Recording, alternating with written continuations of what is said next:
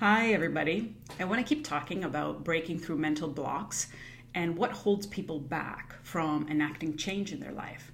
So, I'm going to list some of the reasons that people get stuck in a rut in their life, and then I'll address what you can do about it. So, I'd say number one reason is life's harsh lessons. If you're watching me right now, it means you've lived long enough that life has taught you it can be painful and a struggle and difficult, and that it's better to play it safe. You see, as humans, we seek pleasure and avoid pain. Safety is not necessarily, well, maybe it could be pleasure, but it's more that you're avoiding pain. If I stay where I'm at and what I know I'm not going to go out and encounter a new form of pain. Now, if you're miserable where you're at, you're experiencing some pain, but it's a pain you know. And so we think, maybe it's better here.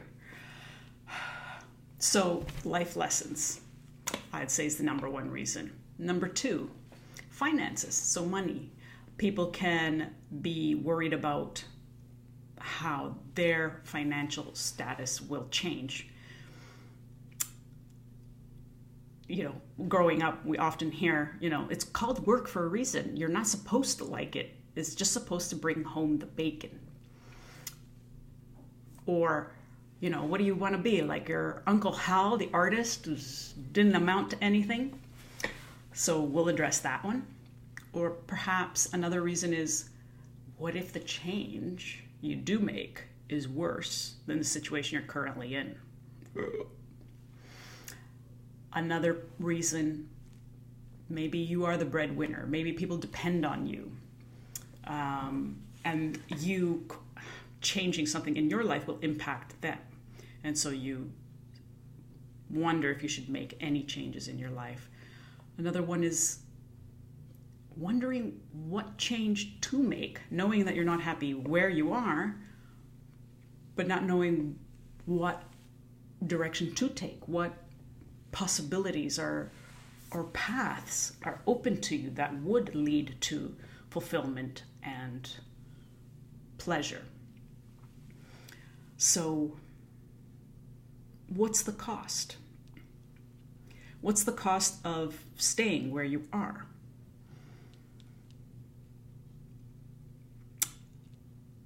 The biggest regrets are not in the actions taken, but in the actions not taken. It's the things that, we wish we could redo, or the chances that we never took that we regret at the end of our life.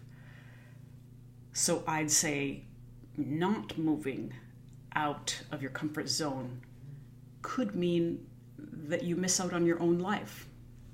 And at the end of your days, looking back with regret, and yes, having avoided pain, but not having sought out pleasure or fulfillment, staying here.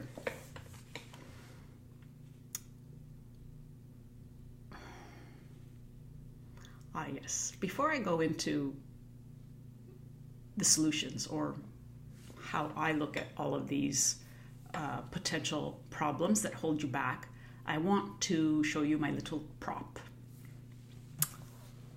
This, my friend, Acorn, is you. Right here. So this little acorn, this cute little thing, just think of how much potential is packed in it, right? This little thing, this cute little package, has everything it needs, all the info, to become a huge, tremendous oak tree. And what is potential? Potential are powers, right? Forces that reside within this little guy here that are laying dormant, but have the potential, have the ability to manifest into something greater in the future. It has the promise of a greater future. And this is the same for you. You have within you tremendous power and forces. Forces that have not been weathered down by life. Even the lessons that you've learned cannot squelch the little acorn in you. And this is what we want to tap into. Because at the end of the day, I feel that the greatest expression of who you can be is when you fulfill your potential, and also how you have the happiest, most meaningful life for yourself. So, before I go on, what I do want to say is when this little guy does get planted and starts to germinate, one of the first things that needs to happen for it to turn into a tree is this little shell has to crack open. And a little root will come out. Excuse me. If I were the acorn, at that moment, I'd be crying. I'd be saying, oh my God, call 911, somebody, my insides, they're oozing out, I'm dying, this is it, it's the end. But obviously it's not the end, it's just change. And so this is what we feel, I think, or perceive when we do start to step out of our comfort zone. We do need to take that step and feel a bit of that discomfort if we're going to turn into a huge, wonderful tree. So let's go back to the life lessons. So life lessons has taught you it's better to play it safe. I want you to think of all the life lessons that you learned where you were powerful and strong and triumphant and you overcame hurdles, because I know you have. There's no way you're sitting here without having a series of experiences that you found you had powers within you didn't even know you possessed. We've all been through experiences. Everybody has a story, many stories, painful stories. And we tend to forget or downplay our abilities. You know, you are where you are in your life right now. You are where you are because you've been tenacious. You've been strong. You've been determined, right? You found solutions to problems. And also you did believe certain things were possible and you chased after those possibilities. So I want you to make a list of your triumphs, of everything you've overcome. And I want you to put this list somewhere where you can see it. And I say, I want to see a list of 50 things to begin with. I don't want to argue. Start it and keep adding to it. This is what you want to tap into, right? You already have it. You've used it. You just need a reminder. Second, what was the other point I made? Was it if people are depending on you? People are depending on you and you impact their life. Well, guess what? They are also impacting your life. It goes both ways. We don't live in a vacuum. Never will. And sometimes we can make choices by not choosing, right? By just staying where we are and waiting for external events. Yes, you will impact others, but the only person's life that you can really direct, change, and have control over is yours. That really is the only one. What are you going to do with it? What are you going to do with your life? It's your life. No one else can direct it. Make choices for it. So that's what I have to say to that point. What do we say to, finances and bringing home the bacon and you're not supposed to like work? Well, these sayings and thoughts have come from a good place. They've come from our forefathers who really, their life was about survival, They needed to worry about these things. They couldn't afford the luxury of choosing work. They just needed to bring home the bacon and feed us and put a roof over our head. But most people today are not fighting for survival when you're looking to make a change. It is for quality of life. And so just because everyone before us may not have had the choice doesn't mean you do. So think about, question how you're making the choices you're currently making. Based on what? The other thing is the bacon. How much bacon do you want or need? And that takes me to the next sort of point. You need to identify, what does happiness look like for you? What's important to you? What matters? At the end of the day, what's your definition of success? What makes you happy? For me, it's experiences and relationships and savoring life. It's not about acquiring things. It's not to say that things are not important. They are. We need a certain number of things around us, but beyond that, I don't need more bacon than beyond the minimum requirement. The other point, what if I don't know if I mentioned this one, what if I look stupid? What if other people laugh? I make a change and people are like, whoa. A couple things there. It goes back to, what's your definition of a good life? Maybe it differs from what others will say. Maybe changing jobs and taking a much lower paying job so that you can have more time to yourself and enjoy leisure activities or your family, to someone else who sees success as moving up the ladder and increasing their income and getting a bigger house. To them, yes, you will look like you're moving in the wrong direction. But you need to look at what's important to you. The other idea of, what do you want to turn out like your Uncle Hal and amount to nothing and just be a artist? Yeah, but Hal's happy. Hal defined what success is for him. And what does it mean to amount to something?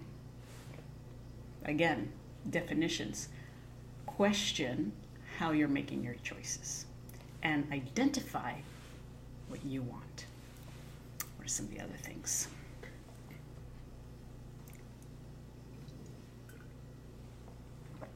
What if it's worse? What if you make a change and you move into something that's worse, a worse situation than you're currently in? Number one, I doubt that's going to be the case, because you're probably in the worst situation. You're not feeling miserable for no reason. In case I'm wrong, right? Go through with these what ifs. Don't leave them vague. I think most people's fears around, oh no, but what if? It's very nebulous and big. And if you'd really play it out, go into detail, go through all of your what ifs and see what is the worst case scenario. What are they? And once you see what they are, how would you deal with them? I'm sure you'd get out of them. You're in a bad situation, you'd get out. That's the other thing with these what ifs. I think they feel permanent. That, oh no, I'm going to go there and then I'm stuck. And you're not. You're stuck now. I say that with kindness.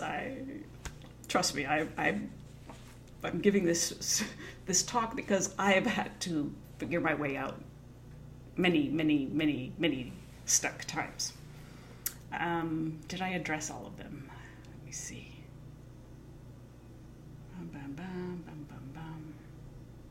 I think one more. What paths to take? So often being, the business of being a responsible adult, I like to say, absorbs all of your time. and your life is filled with commitment and duty and responsibility, and it's been stripped away of fun, playfulness, dreaming. You've gotten out of touch with who you are. You're not sure what you want, and so you can't see, not sure what you would like in your life.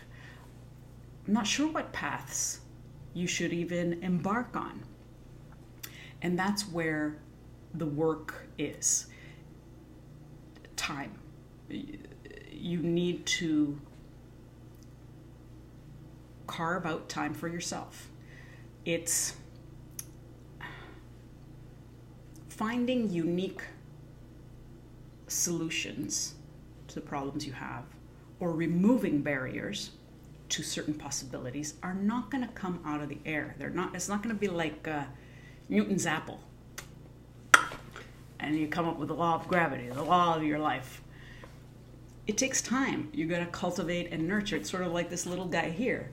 He's just not going to sprout into a tree all of a sudden. It takes time, nurture, cultivate, looking after it. I forgot my next thought. Let me think. So I was just going to recap what I would like you to do. I'd say 5 things. Number 1, if you want to move forward, list your triumphs. List your everything you've overcome, how strong you are. 50 to start. Number 2, what ifs. What if the situation's worse? List it out. Find all the possible problems and all the possible solutions. Look at it. Finances. Bacon. Define what you want for your life. Looking stupid. Same thing. What's important to you? Get in touch with yourself. Carve out time for yourself. And ultimately trust deeply in yourself, in your abilities. You're strong. You know it. Not only strong, you're extraordinary. You're amazing. Come on. It's between you and me. We know it. Everybody is. Tap into that. Allow the greatest expression of who you are to come to fruition. You know you can. I know you can. So those are my thoughts. Let me know what you think. I would love to hear maybe disagreements with what I said, or potential problems I'm not seeing or didn't address here. I would love dialogue and to answer more of your questions. And by all means, continue to be marvelous you. I'll see you in the next video.